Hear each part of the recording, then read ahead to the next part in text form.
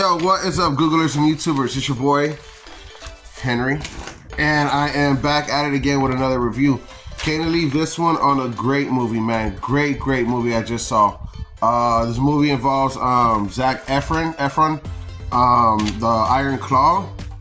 Oh, man, what a great movie. It's on HBO Max right now. Max HBO!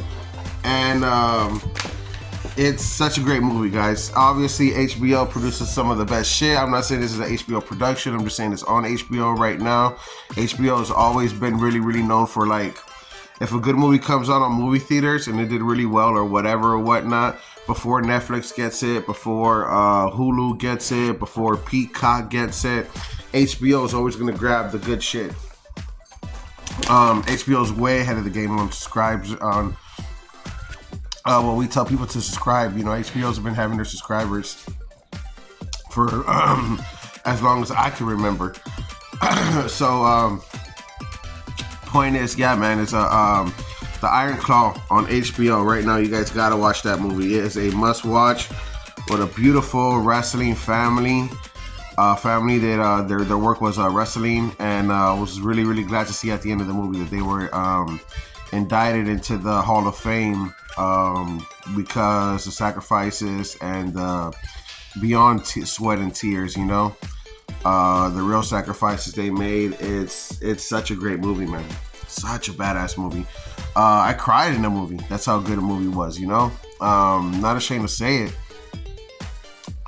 And that's the thing, though. That's like the thing about the movie itself. So, like, right here I have the way the movie opens up in black and white, and you see the father wrestling in his prime or whatnot, and you see the kind of thing that he has. He just has too much of an overboost ego, where he got himself disqualified, or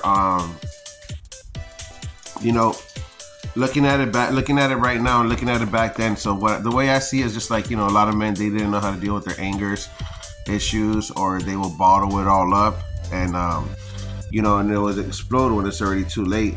So that's really where I'm going with it, where I'm going with it on that note, you know. The father, yeah, you know, just holding everything aside. The dad was always there training and his sons, and you know, he had good intentions for sure. You know, he wasn't the villain in the movie. You know, he was he had good intentions. You know, he just pushed too hard, and him pushing too hard killed his sons. I think so. You know, still, nevertheless, a great movie.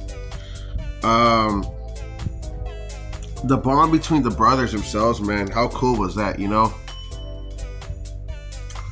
man, you knew they had each other's backs. You know what I mean? They really did, you know. They had each other's backs, and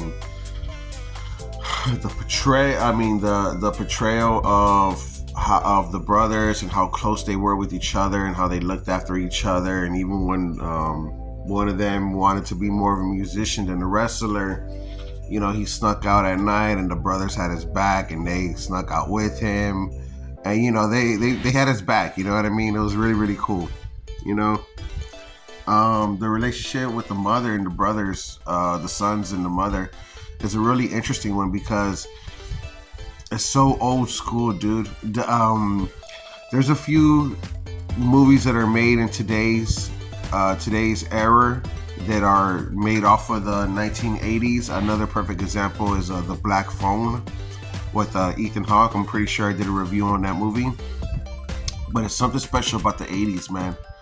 The year that I was born. I was born in 1988. I was born at the very late of the 80s, and when I came into the world and realized, my surroundings and my place in the world, I was already in the 90s. You know, my point is that I remember, you know, a whiff of that. You know what I mean? Of the 80s, growing up in the early 90s, and man, there's some bad motherfuckers, dude.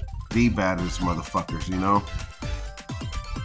And it really was like that, you know. So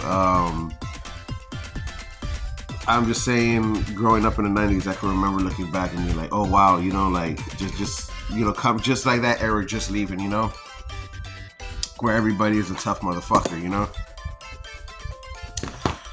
And anyways, point is that the movie's great. Movie obviously gets a 5-star movie rating from me.